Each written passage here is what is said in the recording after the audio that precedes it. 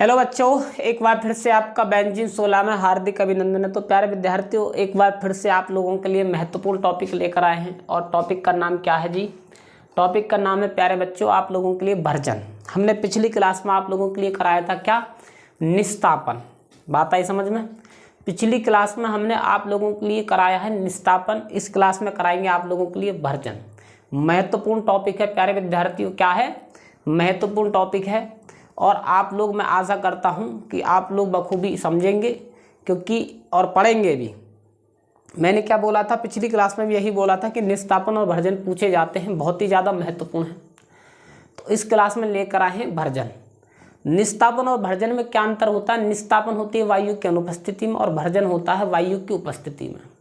बात वही है कि वायु की सांद्रता इसको इतना गर्म किया जाता है, सांद्रता इसको को वायु की उपस्थिति में इतना गर्म किया जाता है कि उसमें उपस्थित क्या आर्सेनिक के ऑक्साइड और सल्फाइडों के ऑक्साइड जो हैं वो दूर हो जाए। इस प्रक्रिया को भर्जन कहते हैं। उसमें क्या होता था? SO2 के और CO2 के ऑक्साइड जो अलग होते थे, ठीक है, कार्बन डाइऑक्साइड और सल्फर डाइऑक्साइड अलग होती थी। यहाँ पर क्या होगी? आर्सेनिक के ऑक्साइड और सल्फर डाइऑक्साइड प्राप्त अलग होगी, वायु की उपस्थिति में होगी। बस इतना अंतर है। निस्तापन होता है वायु की अनुपस्थिति में, भर्जन होता है वायु की उपस्थिति में। आपको ये याद रखना है। बात आई समझ में बच्चों? तो हेडिंग डालिएगा क्या? भर्जन। ठीक है बच्चों, क्या हेडिंग डालेंगे? भर्जन। महत्वपूर्ण टॉपिक है जी, हेडिंग डाल लीजिएगा भर्जन। ठीक है बच्चों, भर्जन। ठीक है, इसी को बोलते हैं क्या? रोएस्टिंग। रोएस्टिंग। ठीक है बच्चों, रोएस्टिंग। ठीक है, वेरी वेरी इंपॉर्टेंट टॉपिक है, वेरी वेरी इंपॉर्टेंट टॉपिक है। कई बार पूछा गया है, कई बार पूछा गया है ये टॉपिक। ठीक है, इस पर फोकस करेंगे। महत्वपूर्ण टॉपिक है बच्चों। आप लोगों को बस ये याद रखना है कि ये वायु की उपस्थिति में होता है। निस्तापन वायु की अनुपस्थिति में होता है और भर्जन वायु की उपस्थिति में होता है। अब परिभाषा क्या है वही रहेगी बस सिंपल।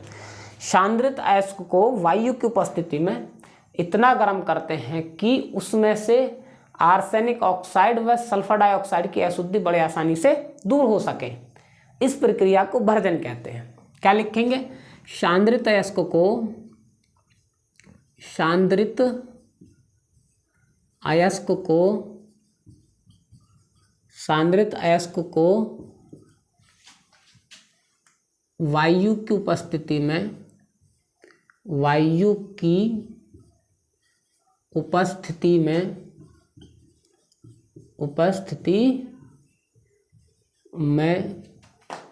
इतना गर्म करते हैं कि इतना गर्म करते हैं कि उसमें उपस्थित, इतना गर्म करते हैं कि उसमें उपस्थित SO2 व उसमें उपस्थित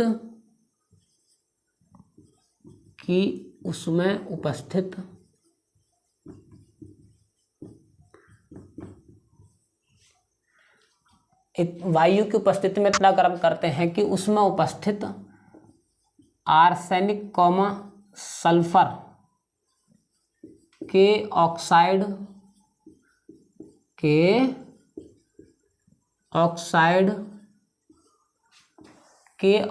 आर्सेनिक व सल्फर के ऑक्साइडों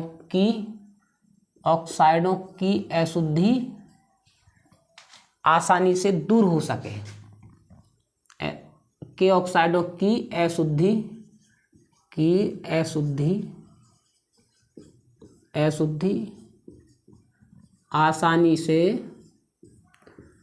आसानी से दूर हो सके।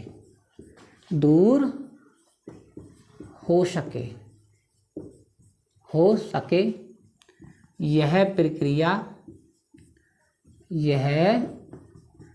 प्रक्रिया भर्जन कहलाती है। यह प्रक्रिया भर्जन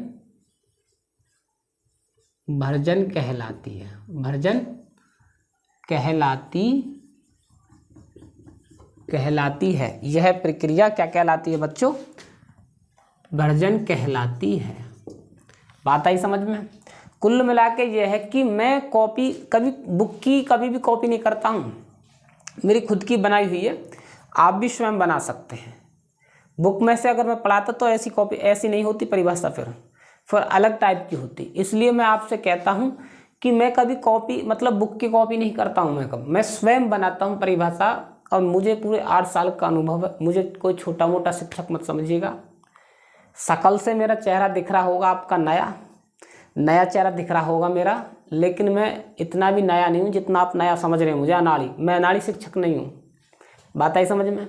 तो प्यारे बच्चों, मैं स्वयं अपने आप बनाता हूँ परिभाषा, कभी मैं बुक की कॉपी नहीं करता हूँ।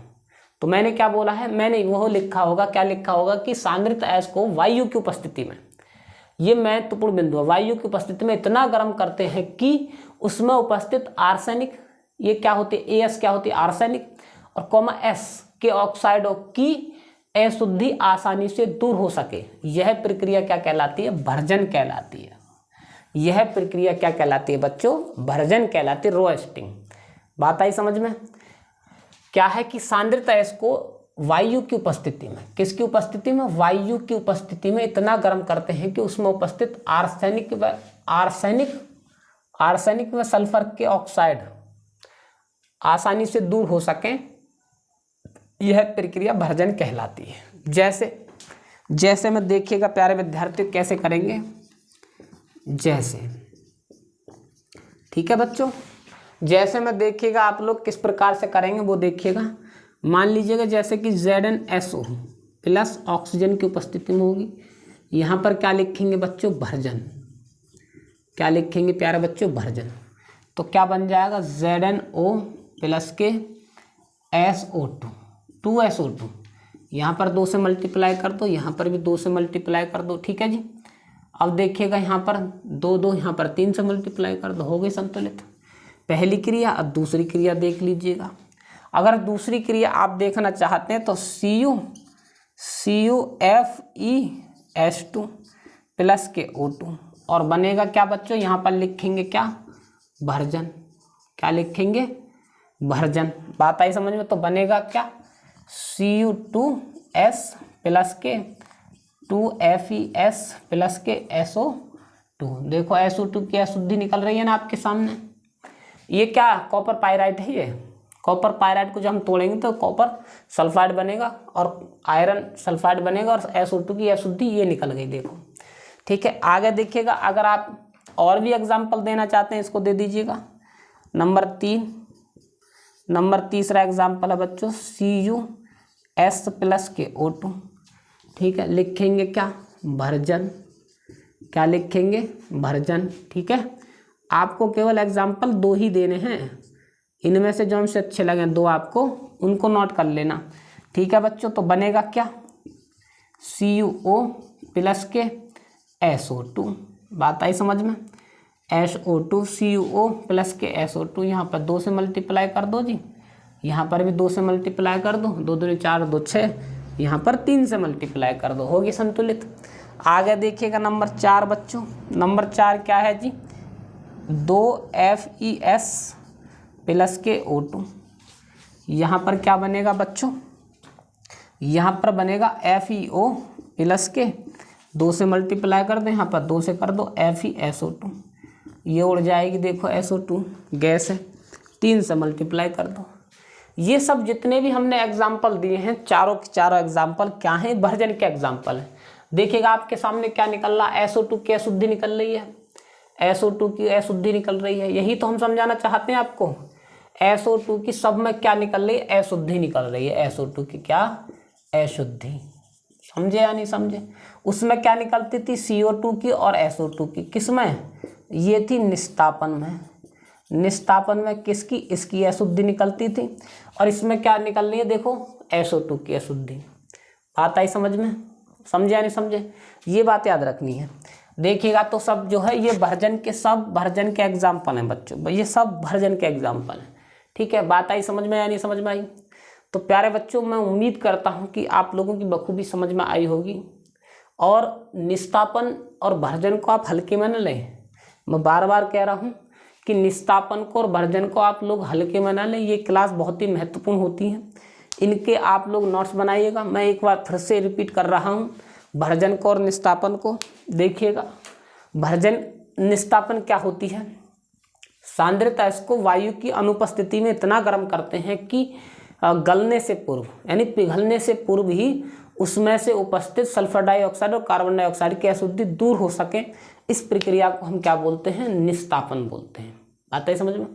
अब भर्जन क्या बोला जाता है प्यारे बच्चों? भर्जन यह बोला जाता है कि वायु की उपस्थिति में सांद्रता अयस्क को वायु की उपस्थिति में इतना गर्म करते हैं कि उसमें उपस्थित आर्सेनिक SO2 के ऑक्साइड की अशुद्धि दूर हो सके। इस प्रक्रिया को ही क्या कहते हैं? भर्जन कहते हैं।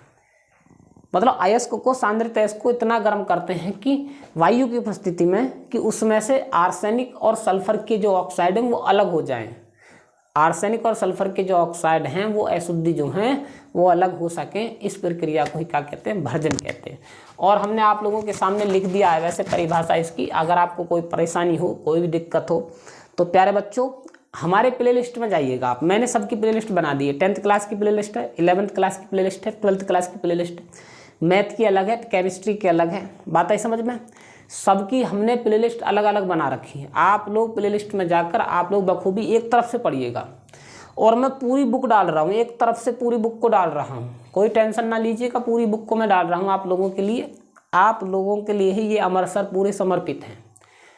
बस आप लोगों को करना क्या है? हमें सपोर्ट करना है। अगर वीडियो अच्छी लगे तो, अन्यथा बिल्कुल मत कीजिएगा सपोर्ट।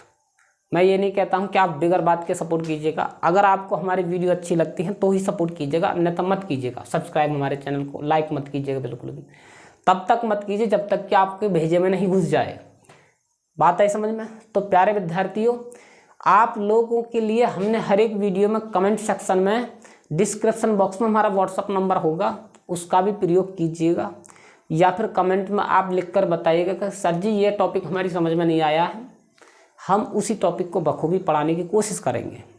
आप एक बार बोलिए तो सही, कमेंट कीजिएगा तो सही हमारे लिए कि सर जी हमारे लिए ये टॉपिक की क्लास सेंड कीजिएगा या ये टॉपिक का वीडियो बनाइएगा। हम उसी की आप लोगों के लिए समर्पित करेंगे। तो प्यारे बच्चों, इस क्लास में इतना ही काफ़ी है। मिलते हैं अगली क्लास में, तब तक के लिए धन्यवाद।